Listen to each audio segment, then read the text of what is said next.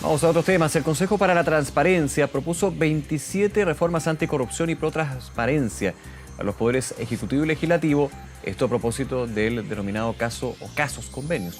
Para hablar de este tema nos acompaña precisamente el presidente del Consejo para la Transparencia, Francisco Leturia. Francisco, como siempre, muchas gracias por estos minutos. ¿Qué tal? Hola, ¿qué tal, Nicolás? ¿Cómo estás? Muchas gracias. A ver, la verdad, esta es una renovación de algunas medidas. Principalmente aumentar. Mira, hay poca gente o mucha gente no sabe que hay muchos órganos que no están sometidos a la ley de transparencia, o no por lo menos con el mismo rigor que todos. Y son órganos importantes. Está desde el Congreso Nacional, el Poder Judicial, la Contraloría, el Banco Central y, por supuesto, fundaciones, corporaciones. Nosotros hace mucho tiempo veníamos diciendo que si no le poníamos transparencia a esto también, podían haber problemas como lo que están sucediendo y han sucedido. Entonces, por un lado, ampliar a todo, transparencia para todo el mundo y con las mismas reglas.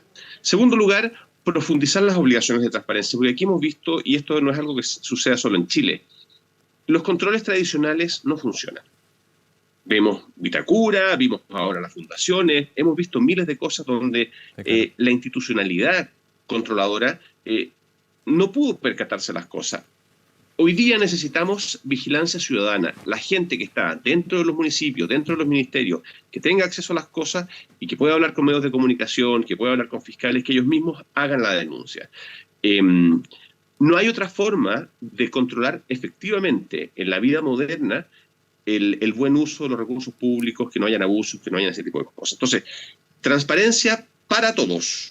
Transparencia de todo tipo de cosas para empoderar a los ciudadanos. Ahora, pero con limitantes la transparencia, Francisco, porque nos ha tocado conversar sobre este tema y tú me comentabas en algunas ocasiones de que la transparencia no es que se le pongan límites, pero hay un minuto en que justamente para resguardar esa transparencia hay información que no se puede entregar toda o no se puede transparentar todo. Evidente, sí. Aquí cualquier cruzada moralista, cualquier fanatismo es tonto, hay que hacerlo de forma inteligente, pero lo que no puede suceder es que las fundaciones, que las corporaciones no tengan obligaciones de rendir cuenta. Los municipios tienen el 7% algo básico, uno pensaría súper básico rendir cuenta. O sea, le pasaste 500 millones, ¿en qué te los gastaste? Si no te estoy pidiendo más que eso. Aquí no vamos a pedir ni las cuentas corrientes de cada uno de los funcionarios públicos, ni las fichas médicas, por supuesto que ni los secretos militares. Hay muchas cosas que hay que resguardar, pero estamos hablando de algo muy, muy, muy básico que hace mucho tiempo es una reforma pendiente, estamos atrasados. Sí, claro, porque finalmente yo me imagino que desde la mirada que tienen desde el Consejo es saber en algo básico, hay varios elementos, pero ¿en qué se gastó la plata? No si la plata finalmente cumplió con el objetivo de un proyecto o un convenio, que eso ya será una medida o un análisis más bien cualitativo. Aquí, desde lo cuantitativo, es bien clarito en términos de la plata se destinó y se entregó, se licitó para tal, se gastó para tal. Algo básico. Exacto, o sea, ¿y a quién se contrató? Se contrató a alguien que cobraba precio razonable, alguien que sabía hacer la pega. Era necesario 5.000, no sé, empanadas para una fiesta de 20 personas, lo que sea. Aquí o temas bien estructurales, Francisco, como por ejemplo, ¿de qué fundaciones o qué organizaciones de la sociedad civil estamos hablando? Porque aquí lo que se está investigando en que muchas no tenían el giro para lo que estaban proponiendo como proyecto, o muchas que se crearon de un día para otro, que ya te debería prender alguna alerta. Mira, pero la realidad muestra que ese tipo de organizaciones o las personas que están siempre al borde de la ley le tienen mucho más miedo a un buen periodista, a los medios de comunicación, al escarnio público, que a un sumario lento, hecho con mecanismos de los años 50, que va a caer 3, 4 años después, probablemente sin sanción. Lo que realmente pone freno a las conductas corruptas es la posibilidad de que los pillen, de que la gente comente que su familia, sus amigos, en su barrio, en su pueblo, en el lugar donde trabaja. Entonces, el solo hecho de que se pueda exponer cuánto te gastaste en un viaje, cuánto te gastaste en una u otra cosa, ya genera un efecto de contención tremendo. No te voy a decir que con esto se vaya a solucionar todo, pero puede disminuir, me voy a pegar un carril, en un 80% en forma automática, el solo hecho de que la gente sepa que la están mirando, que la pueden pillar. Eso es de la transparencia, Francisco, y deja preguntar también por la probidad. Porque aquí cuando hablamos de funcionarios públicos en términos de lo que fue la discusión el día de ayer, bueno, desde el fin de semana con las declaraciones del ministro Cordero en términos y lo que se consultó también a Contraloría de que los funcionarios públicos, las autoridades que llegaron en este gobierno no tomaron este curso básico de probidad y transparencia en términos de administración del Estado. Se confirma, y eso es relevante también ponerlo en la mesa, que no es un curso obligatorio, pero sí. Muchos dicen, bueno, independiente del curso o no, si aquí se demuestran delitos, no es necesario un curso de probidad para saber cuando hay un eventual conflicto de interés, o por lo menos preguntar Sí. si lo hay. No, acá hay varias cosas. Ya. El ideal es que una persona llegue a una pega, sobre todo cuando es un cargo de autoridad y que maneja muchísima plata, y cuando estamos hablando muchísimas, millones de millones y millones de nombramientos, es que la persona sepa hacer la pega. O sea, uno pidámosle al que lo nombra, que nombre a personas que sepan hacer el trabajo. Ya. Ahora, obviamente que todos tenemos que ir aprendiendo, Sí, tomando cursos, capacitándonos, porque siempre hay nuevas leyes, nuevas tecnologías, nuevos sistemas computacionales. Todos deberíamos perfeccionarnos a lo largo de la vida. Pero hay un desde que una persona, o sea, creo que hay muchas personas que asumieron cargos públicos que no tenían la preparación, que no deberían, nunca debieron haber asumido esos cargos si es que no sabían el ABC.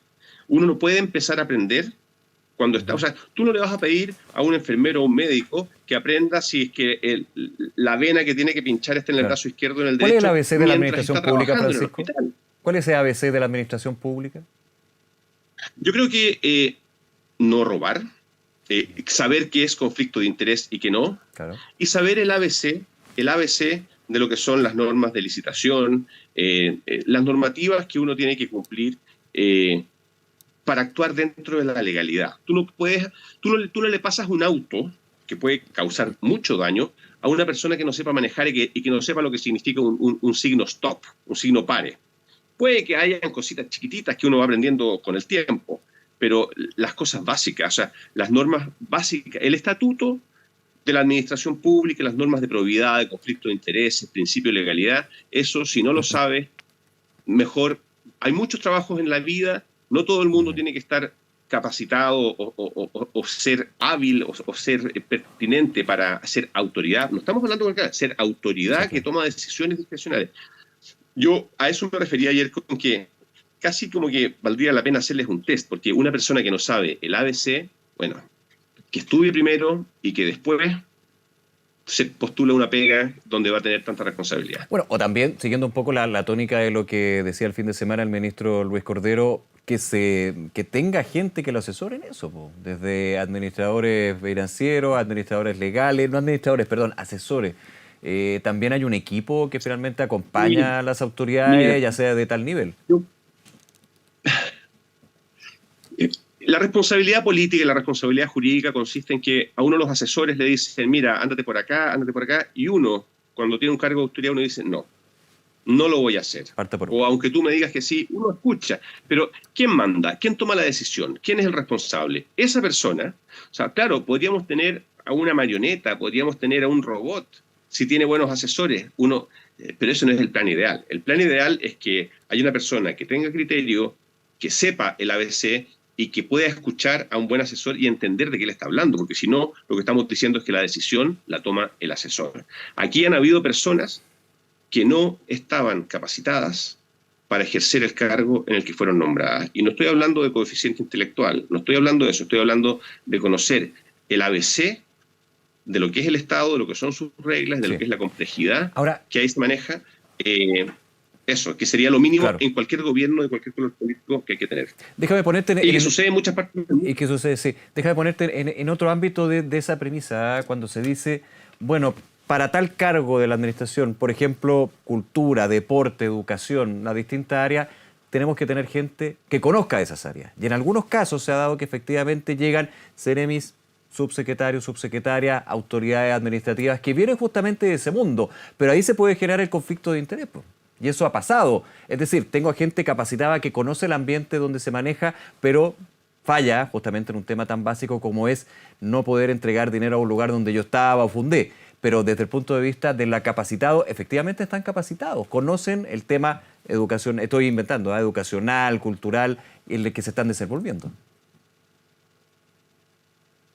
Mira, es que el tema que estás planteando tú es súper importante. importante, porque efectivamente puede ser un gran artista, un gran pianista, claro, conoce el mundo de la cultura, sí, pero ¿qué hay que hacer? Andar el auto. Sí. Aquí hay que saber reglas de administración. Aquí hay que saber Hay que buscar un equilibrio finalmente de gestión en estos dos.